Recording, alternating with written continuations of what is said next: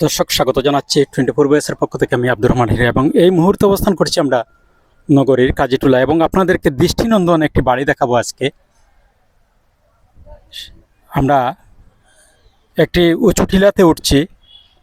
উঁচু টিলাতে একটি বাড়ির অবস্থান, সেই বাড়িটি আপনাদেরকে আমরা দেখাবো এবং এই বাড়িটি কী কী উপকরণ দিয়ে তৈরি করা হয়েছে এবং বাড়িটি কার আমরা বিস্তারিত জানার চেষ্টা করব। এই দেখুন, আমরা এখন এই বাড়িতে প্রবেশ করছি এবং আমরা আপনাদেরকে দৃষ্টিনন্দন একটি ঘর দেখাচ্ছি। আমরা আসাম প্যাটার্নের একটি ঘর। আমরা দেখছি যে ঘরের যে পিলারগুলি সেগুলির মধ্যে লেখা রয়েছে মেড ইন ইংল্যান্ড। এই লোহার অ্যাঙ্গেলগুলোতে লেখা রয়েছে মেড ইন ইংল্যান্ড।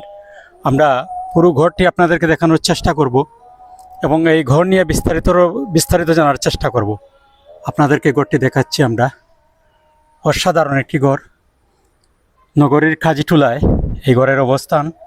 একটি উঁচু টিলার উপরে এই ঘরের অবস্থান। এই ঘরটি কার আমরা বিস্তারিত জানবো। এখন যে জেনারেশন এই ঘরে বসবাস করছেন আমরা ওনাদের কাছ থেকে জানার চেষ্টা করব।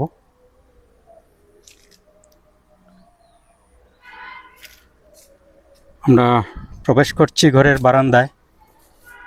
বারান্দা দেখাচ্ছি আপনাদের।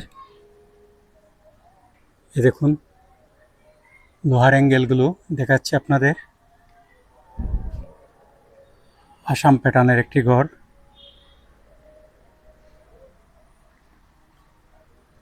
আমরা ঘরের ভিতরে প্রবেশ করার চেষ্টা করব।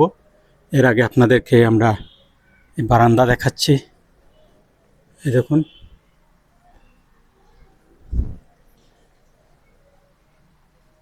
পুরো বারান্দাটি আপনাদেরকে দেখাচ্ছি আমরা। সিলেট নগরীর কাজীটুলায় এই ঘরের অবস্থান।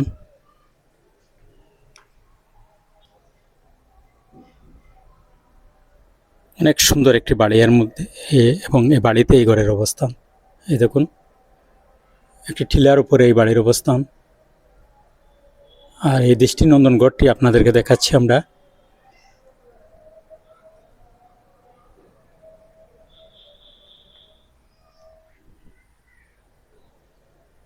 অসাধারণ একটি ঘর, ইতিহাস ঐতিহ্যের নীরব সাক্ষী ঘরটি। এই ঘরটি কে নির্মাণ করেছিলেন আমরা বিস্তারিত জানার চেষ্টা করব। এই দৃষ্টিনন্দন ঘরের রুমে আমরা প্রবেশ করছি এবং রুমের যে কারুকাজ সেগুলি আপনাদেরকে আমরা দেখাচ্ছি।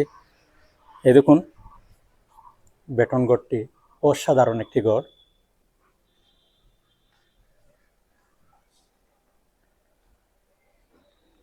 এই ঘরে টোটাল 8টি রুম রয়েছে, তবে আপনাদেরকে আমরা শুধুমাত্র এই রুমটি দেখাচ্ছি।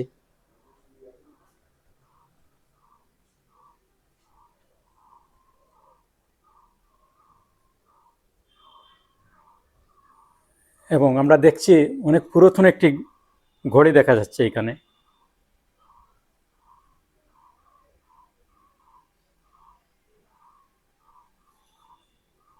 আমরা পুরো রুমটি আপনাদেরকে দেখাচ্ছি।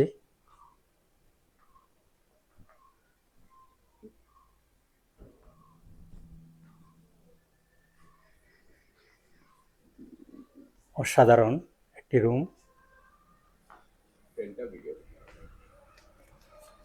আমরা রুম থেকে বের হচ্ছি, কিন্তু আপনাদেরকে একটি জিনিস দেখাচ্ছি আমরা। সেটি হচ্ছে অনেক পুরনো একটি সিলিং ফ্যান। এই দেখুন, এবং ফ্যানটি এখনো চালু রয়েছে, এখনো চলছে ফ্যানটি।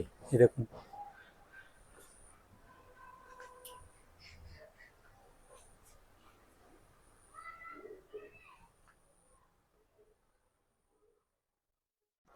টোয়েন্টি4 বয়েসের পক্ষ থেকে আপনাকে স্বাগত জানাচ্ছি। আপনি যদি এই দৃষ্টিনন্দন গড়টি নিয়ে বিস্তারিত আমাদেরকে বলেন। ধন্যবাদ আপনাকে। এটি মূলত এই ঘরটি প্রথমে বলি, আমি নাসির মোহাম্মদ চৌধুরী। আমি একজন ব্যবসায়ী, রাজনীতিবিদ। আমার বাবা ব্যাংকার ছিলেন, মার্কেন্টাইজ ব্যাংকের জব করতেন পাকিস্তান পিরিয়ডে, অনেক আগে। বর্তমানে এটা খুব সম্ভবত পূবালী ব্যাংক এইটা। আর আমার দাদা ছিলেন police super, SP Abdul Mukid Chowdhury ছিলেন। তো মূলত এই বাসাটা উনারই, আমার দাদার। ওনার ক্রয় সূত্রে উনি মালিক, উনি প্রথমে ডিএসপি ছিলেন শিলং রেঞ্জে, ওইখান থেকে ট্রান্সফার হয়ে সিলেটে আসার পর প্রথমে সরকারি কোয়ার্টারে ছিলেন।